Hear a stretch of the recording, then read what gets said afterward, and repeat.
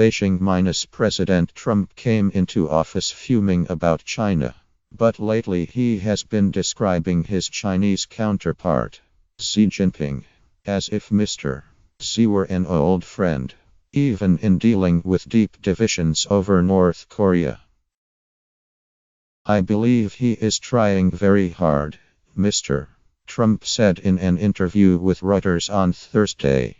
"He is a good man. He is a very good man, and I got to know him very well." That's heady praise for someone the president had never met before this month. But Mr. Trump's time as a businessman may help make sense of his backslapping tributes to Mr. Xi. In Trump, The Art of the Deal, his braggadocious memoir cum business playbook from 1987, Mr. Trump explained how he flattered, pummeled, cajoled and bluffed his way to what he wanted. He seems to hope to use the same tactics with China. "A little hyperbole never hurts," he wrote of his deal-making. Before the recent courtship, Mr. Trump had little good to say about China or Mr. Xi. In March 2016, Mr.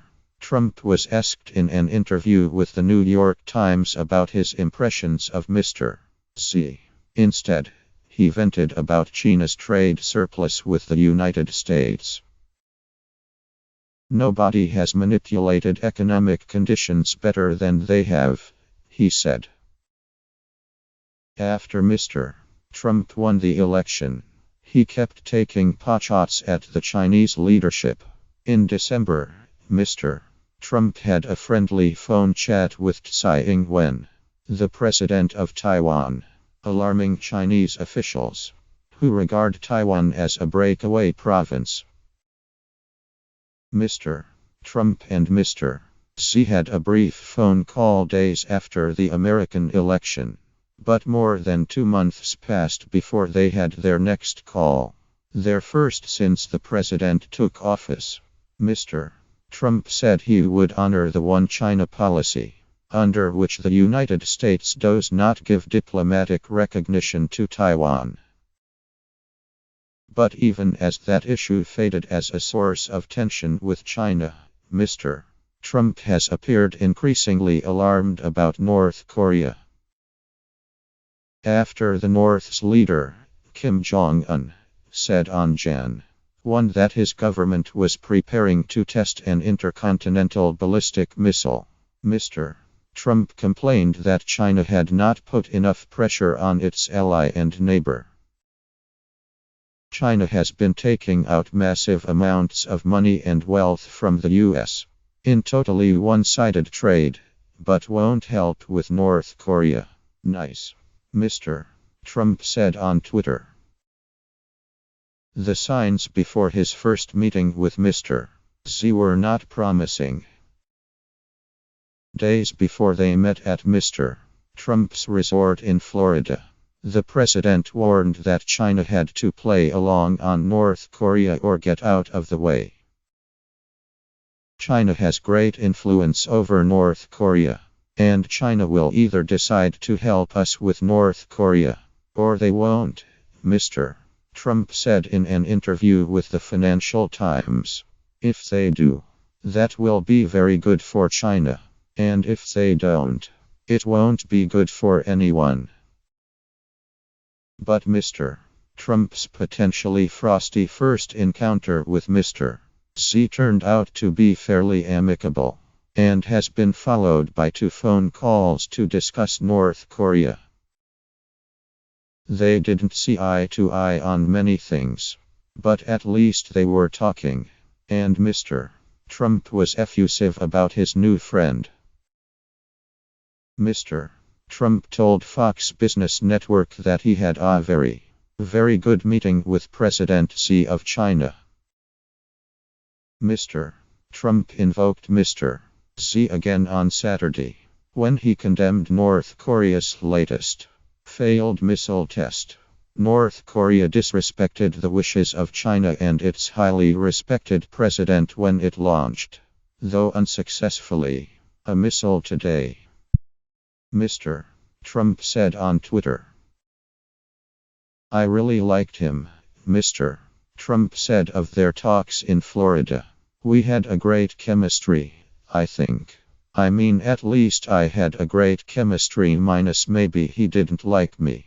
But I think he liked me. Mr. Xi isn't the only Asian leader caught in something of a whipsaw courtship with Mr. Trump. Mr. Trump has boasted about his new friendship with Prime Minister Shinzo Abe of Japan, another country that was the target of his campaign warnings. We have a very, very good bond minus very, very good chemistry, Mr. Trump said after meeting Mr. Abe in February. Mr. Trump even appears willing to sprinkle a little flattery on Mr. Kim, the North Korean leader, who has accelerated his government's drive for nuclear weapons and long-range missiles. He's 27 years old. His father dies, took over a regime. So say what you want. But that is not easy, especially at that age, he said in the Reuters interview of Mr. Kim, who is part of a dynastic succession. I'm not giving him credit or not giving him credit. I'm just saying that's a very hard thing to do. The initial rush of goodwill between Mr. Trump and Mr. Xi might not last. China and the United States disagree on how harshly to pressure North Korea, and that rift could widen if North Korea stages another nuclear test. In the same Reuters interview, Mr. Trump said, "We could end up having a major conflict with North Korea, not the kind of soothing talk that Mr. Xi says is needed to coax North Korea into concessions." Washington and Beijing also have stubborn disagreements over trade and China's sweeping claims over the South China Sea. The United States is installing an anti-missile system in South Korea. China sees as a threat to its own missile defenses. As Mr. Trump wrote in The Art of the Deal, words can carry a cause only so far. You can create excitement. You can do wonderful promotion and get all kinds of press. And you can throw in a little hyperbole, Mr. Trump wrote. But if you don't deliver the goods, people will eventually catch on.